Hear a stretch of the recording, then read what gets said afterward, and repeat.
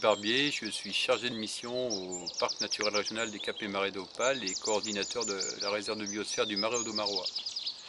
Alors dans ce marais atypique, il y a certaines pressions, comme par exemple des espèces invasives qui vont avoir tendance à détruire les berges. Est-ce que vous pouvez nous expliquer quelles sont les conséquences et comment vous faites pour y pallier? Alors on a plusieurs espèces invasives hein, de plusieurs types. La plus flagrante ici c'est le rat musqué, qui est présent depuis les années 1955 et pour lequel on a un groupement de défense qui les tue. Donc on piège le rat musqué.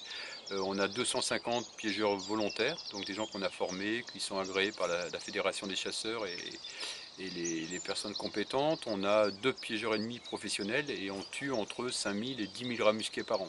Donc sur un territoire qui fait 3726 hectares, c'est beaucoup. Et voilà, c'est important de lutter contre parce qu'effectivement, il mine les berges, il peut faire effondrer des routes, il met beaucoup de sédiments dans les rivières. Donc on a puis des dégâts directs sur les cultures parce qu'il peut consommer des milliers et des milliers de plants de chou-fleur ou de plants de salade ou de légumes. Donc on peut avoir des gros dégâts. On a aussi des soucis avec les poissons, c'est-à-dire qu'aujourd'hui, depuis 2 ou 3 ans, on a le silure qui est présent ici, le silure glane, mais on a aussi la carpe, on a aussi le cendre qui sont arrivés depuis des périodes beaucoup plus anciennes et qui peuvent aussi poser d'autres soucis. Et puis on a l'écrevisse américaine, on a la berce du Caucase, on a les données du Tal, donc on a aussi des végétations qui arrivent ici et qui nous posent des problèmes plus ou moins importants qui varient à la fois dans l'ampleur des dégâts et puis aussi en fonction des hivers qu'on n'a plus. C'est-à-dire que est-ce que c'est changement climatique ou pas? Très certainement.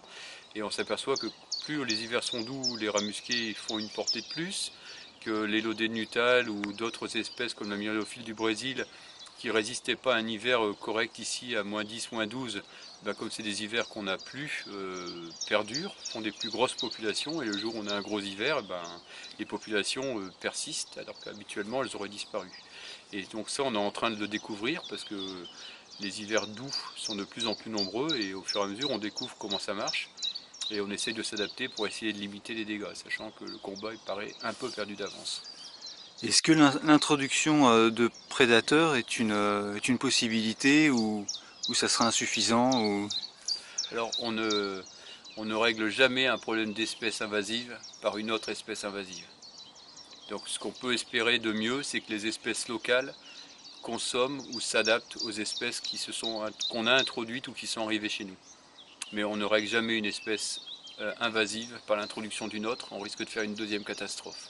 Il y a plein d'exemples dans le monde, aux Galapagos, en Nouvelle-Zélande, partout, ou en Australie. Et chaque fois on a mis le lapin en Australie, qui a fait une catastrophe, on a mis le renard, qui a commencé à consommer tout ce qui était plus facile à attraper avant de s'occuper du lapin.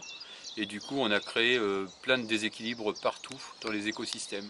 Donc une espèce invasive pose un problème, 2 espèces invasives posent 2 ou 3 problèmes. Donc il ne D'accord. faut jamais résoudre un problème d'espèce invasive par une autre.